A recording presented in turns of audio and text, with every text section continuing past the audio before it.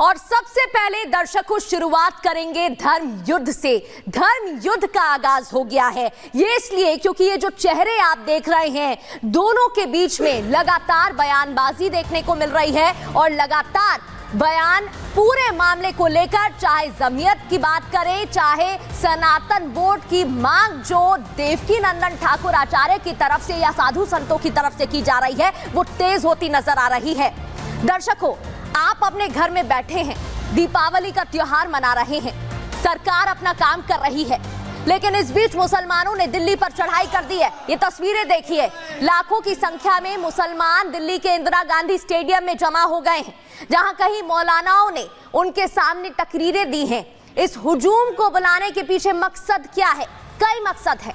मुसलमानों ने अपनी राह चुन ली है, वो उनके मकसद के सामने आने वाली हर ताकत से लड़ने के लिए खड़े हो रहे हैं। क्या सिर्फ इसलिए कि देश में मोदी की सरकार है? वो अगर मुस्लिमों से जुड़ा कोई कानून बनाएगी या उसमें सुधार करना चाहेगी या करेगी, तो भारत के मुसलमान इकट्ठा होकर विरोध शुरू कर देंगे। हाँ, कर देंगे। तस्वीरें देखिए, यही तो हो रहा है। आज इसी मानसिकता का पूरा एक्सरे हम करने वाले हैं कि आखिर क्यों मुसलमानों ने हल्ला बोल कर दिया, क्यों दिल्ली कूच किया, और अब नीतीश के बिहार और नायडू के आंध्र जाने वाले जो तस्वीरें और बयान इसको लेकर अपडेट आ रहे हैं, वो बताएंगे। लेकिन सबसे पहले 3 तस्वीरें देखिए। ये 3 तस्वीरें आप देख रहे हैं। पहली तस्वीर जहां पर इकट्ठे होते मौलाना और मुस्लिम बोर्ड के जो सदस्य हैं वो दिखाई दे रहे हैं। दूसरी तस्वीर आप देख रहे हैं, मंच पर नजर आ रहे हैं। और तीसरी तस्वीर आप देख रहे हैं जहां अरशद मदनी नजर आ रहे हैं, जिन्होंने बयान दिया है।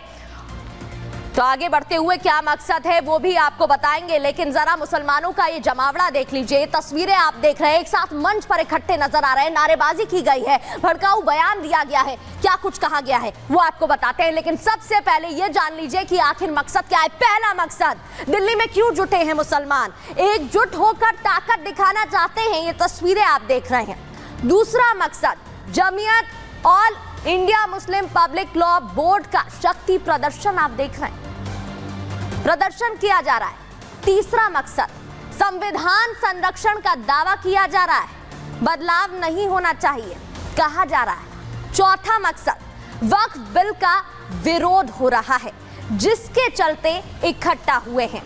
पांचवा मकसद, मोदी विरोधी माहौल बनाना है, सरकार स्थिर ना रहे कोशिश करनी है।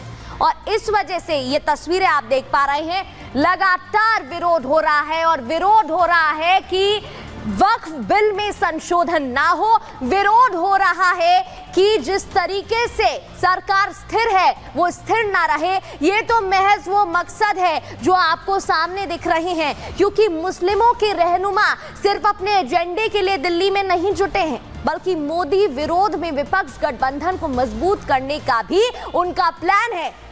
क्योंकि कई राज्यों में इस साल और अगले साल चुनाव होने हैं। इसमें कैसे एम प्लान तैयार है वो मैं आपको आगे बताऊंगी। पहले आपको बयान सुनवाते हैं जमीयत और मुस्लिम बोर्ड के अध्यक्ष का। क्या बयान है?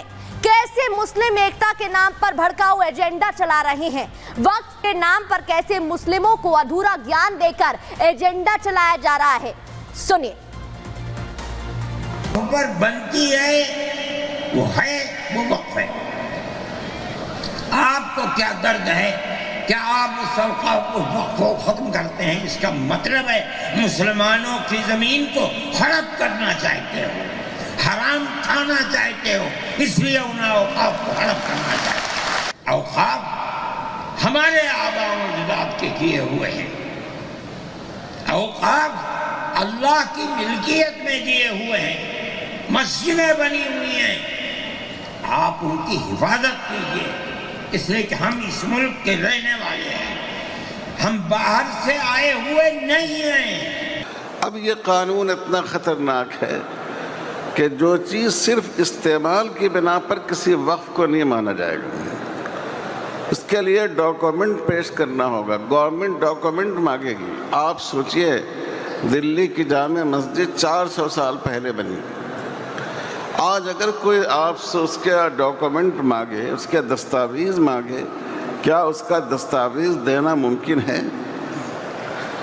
हैदराबाद में मक्का मस्जिद है, कुतुब शाही दौर की है, वो भी तकरीबन 300-400 साल पहले की है। अगर कोई शख्स, हुकूमत आज ये कहे कि आप सबूत दीजिए कि कैसे इसको मस्जिद माना जाए, हम आप उसका सबूत फराहम कर सकेंगे? नहीं कर सकेंगे। तो सुनिए आपने ये प्रतिक्रियाएं, सुना आपने बयान। आधा अधूरा ज्ञान देकर देश के मुसलमानों को भड़काने की कोशिश की जा रही है। रिपोर्ट देखिए।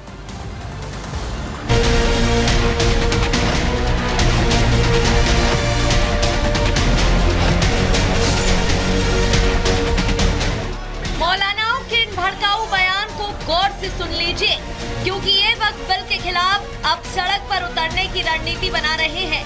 वो भी अंदर खाने किसी बड़े विरोध प्रदर्शन की तैयारी है, ठीक वैसे ही जैसे आपने एनआरसी के खिलाफ देखी थी।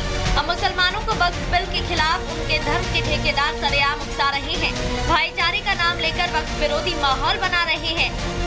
इस मुल्क को मुल्क में रहने वालों के लिए जहन्नम बना रहे हो। जमीयत उलमा इसको कबूल नहीं करती। जो हो रहा है वो मुल्क को आग लगाने के लिए, दस्तूर को आग लगाने के लिए हो रहा है। हमारी ये पॉलिसी है कि हिंदू, मुसलमान, सिख, ईसाई सब एक दूसरे के साथ भाई भाई हैं। आप इस पॉलिसी को क्यों मुखालफत करते हैं? हम इसी तरह चलते हैं। जमीयत उलमा हिंद का यही किरदार है। मदनी ने ये बात देश की राजधानी दिल्ली के इंदिरा गांधी स्टेडियम में आज जमीयत उलेमाए हिंद के संविधान सर्वेक्षण सम्मेलन में कही है, जहां वो सीधे सीधे मुस्लिमों को अपने एजेंडे के मुताबिक चलाने की कोशिश कर रहे थे। इतना ही नहीं, इस मंच पर कई मौलाना थे जिन्होंने भड़काऊ भाषणबाजी की। All India Muslim personal law board के अध्यक्ष सैफुल्लाह रहमानी ने भी मुसलमानों को बरगलाने में कोई कोर कसर नहीं छोड़ी और मोदी सरकार के लाए वक्फ बिल के खिलाफ मुसलमानों को उतारने का ऐलान कर दिया। खुदा न खास्ता अगर ये कानून बन गया तो हमारी मस्जिदें, हमारे मदरसे, हमारी ईदगाहें, हमारे कब्रिस्तान, हमारे शिया भाइयों के इमामबारे, दरगाहें, ये सब के सब इनका वजूद ख़तरे में पड़ जाएगा।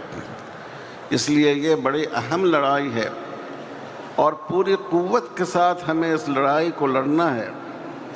और जो कुछ मिल्लत के कायदीन जो आवाज़ दें, उस आवाज़ पर लब्बैक कहना है। इस्लाम को फलता फूलता देखें, ये इनसे बर्दाश्त नहीं होता। मगर याद रखें कि अल्लाह का ये चिराग नहीं बुझेगा, इसे बुझाने वाले बुझ जाएंगे। मुसलमान इसी माहौल के अंदर जिंदा है, जिंदा रहेगा और इसी तरह इस मुल्क के अंदर इस्लाम का, इस मुल्क के अंदर भी इस्लाम का चिराग चलता रहेगा। मुसलमानों को अब विरोध प्रदर्शन के लिए तैयार किया जा रहा है। क्या इसलिए ताकि देश में फिर एनआरसी और यूसीसी के खिलाफ बना वैसा ही माहौल बनाया जा सके। Bureau report, Republic Bharat.